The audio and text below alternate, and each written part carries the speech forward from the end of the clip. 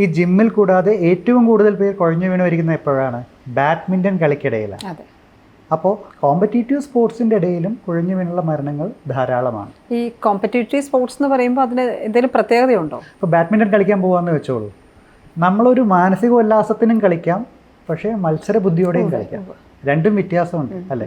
നമ്മൾ അതിലിടുന്ന ഒരു ഒരു ഒരു ആയാസത്തിനും നമ്മൾ അതിന് ഉപയോഗിക്കുന്ന എനർജിക്കും വ്യത്യാസമുണ്ട്.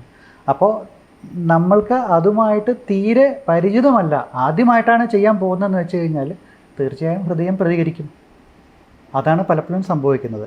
പക്ഷേ ഇതുപോലുള്ള കാര്യങ്ങളിൽ, ഇപ്പോൾ ഫുട്ബോൾ അല്ലെങ്കിൽ ബാഡ്മിൻ്റൺ മുതലായ കാര്യങ്ങളിൽ ഈ ഹൃദയാഘാതത്തോടൊപ്പം തന്നെ ചേർത്ത് വായിക്കുന്ന ഒരു കാര്യമാണ് ഹൈപ്പർട്രോഫിക് കാർഡിയോമയോപ്പത്തി എന്ന് പറയും.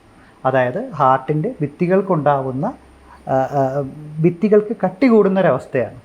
അങ്ങനെയുള്ള ആളുകൾക്ക് പെട്ടെന്നുള്ള ഒരു എക്സസൈസ് വരുമ്പോൾ ഹൃദയം നിന്ന് പോകുന്നൊരവസ്ഥ, ഞാൻ നേരത്തെ പറഞ്ഞ വെൻട്രിക്കുലർ ടാക്കിക്കാർഡിയ അല്ലെങ്കിൽ വെൻട്രിക്കുലർ ഫിബ്രിലേഷനിലേക്ക് പോകുന്നൊരവസ്ഥയാണ്.